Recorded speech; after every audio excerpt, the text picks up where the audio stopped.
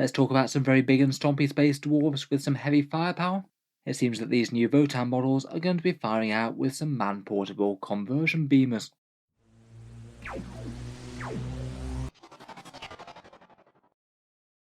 Hello and welcome back to Warspace Tactics, where today we're taking a look at another Leagues of Votann release. Games Workshop really have been keeping these new unit previews coming just about every Monday, and the Leagues of Votann roster is starting to get a bit more full now. This looks like it could be our first heavy support choice for the army, basically a Leagues of Votann exo-armoured squad, this time rather than being the shock elite of the army in those heavily armoured Einhir Hearthguard. These guys are heavy weapon engineers bearing the biggest firepower that they can carry. I think the models are generally quite fun, to be honest, halfway between Space Marine Devastators and Centurions really. Lots of hydraulics and wiring to basically have these squats on stilts stomping into battle on bigger augmented legs.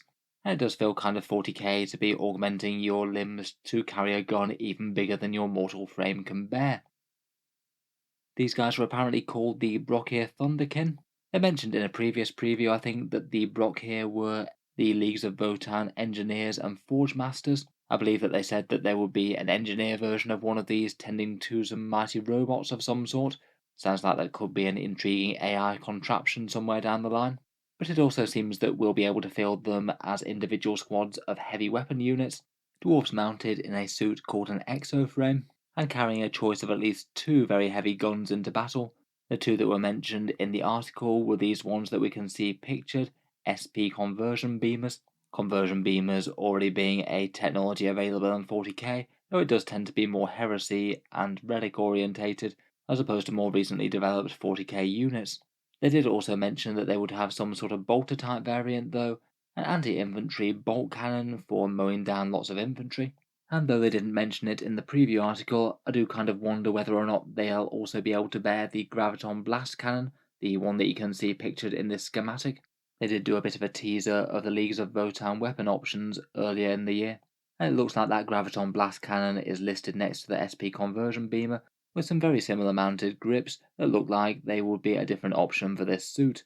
Sounds like the potential for at least 3 different weapons there, presumably having a fairly anti-infantry bolt cannon, perhaps a heavy infantry bossing graviton blast cannon, and then the anti-tank SP conversion beamer. Kind of a shame that they've only given us pictures of the conversion beam, but still pretty interesting stuff. These guys are the 3 models that Games Workshop have shown off. I would guess for that reason that you're probably going to get 3 of these in a pack, maybe similar to Space Marine Centurions or Eliminators or something. I guess they'll be towering handily above the rest of their Votann kin with those big augmented exosuits. Lots of exposed metalwork and hydraulics on show. According to the article, they seem to be going for a bit more of an industrial and useful point of view, rather than going for style and thick armour. They're more using these suits to augment their strength more than anything else, though it does appear that they have at least a little bit of extra armour on that big plate on their left shoulder. Perhaps some other interesting things for the models are that their arms seem to go into those little gauntlet type things, which control robot arms that allow them to grip their massive firepower. Their legs do appear to be basically kind of on stilts, operating those bigger robot legs behind them, and they've got some chunky roll bar type designs that look kind of similar to that Sagittor model that we saw previewed. Otherwise, besides just seeing those models face on, we've got a couple of other pictures. One bit of artwork with one guy armed with the exact same weapon, the SP conversion beamer, and then also the look at the back of one of them. Lots of exposed hydraulics and hefty moving parts there, no doubt keeping this kinsman stomping forward. In general, I do quite like these guys. Seems to be fairly on theme with the Votann at the moment, augmented dwarves with heavy weaponry, and broadly speaking it looks like the reaction to the models has been fairly positive throughout the community. In-game, Games Workshop haven't really formally revealed too much, but they did drop a few handy hints, plus I think we can actually infer a fairly reasonable amount. These guys are very likely going to be heavy support, hard to see how they could be anything else, being slow-moving guys with some of the heaviest man-portable firepower, if you're classing it at that, if you need an exosuit to bear it.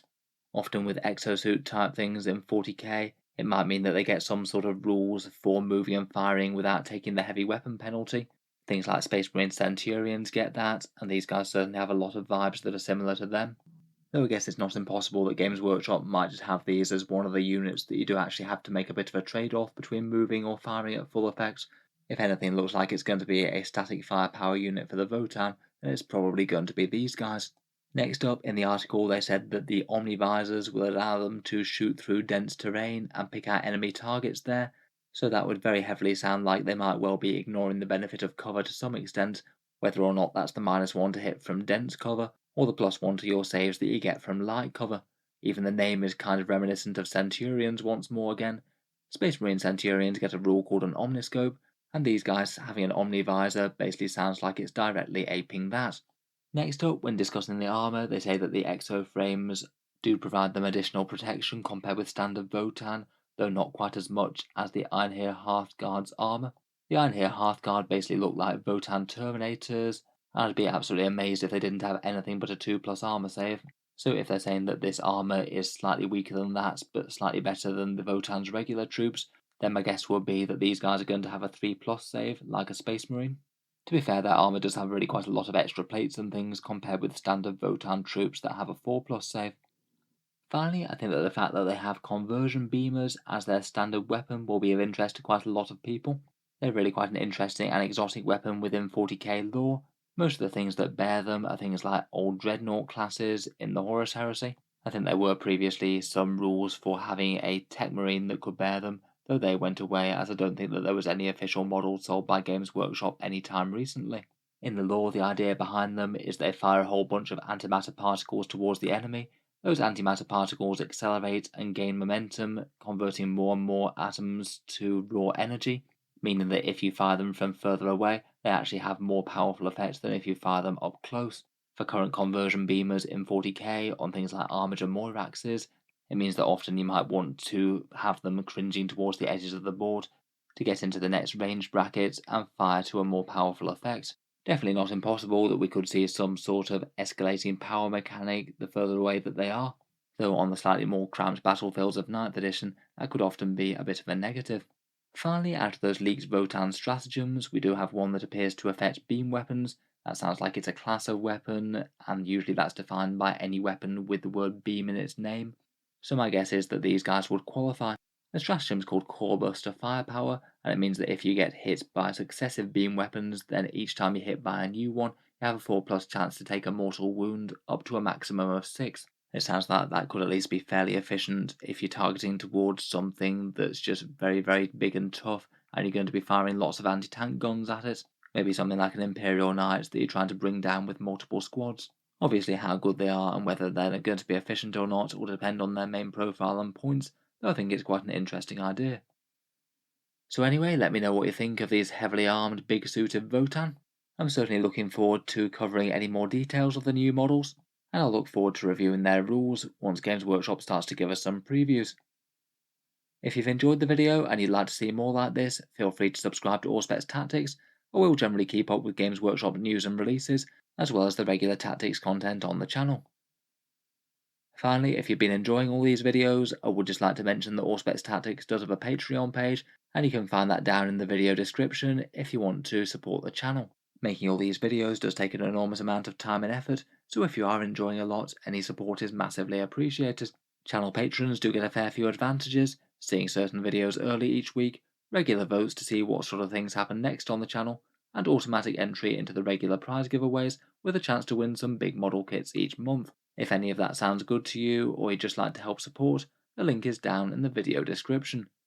In any case, a massive thank you for listening, and I'll hope to see you guys next time.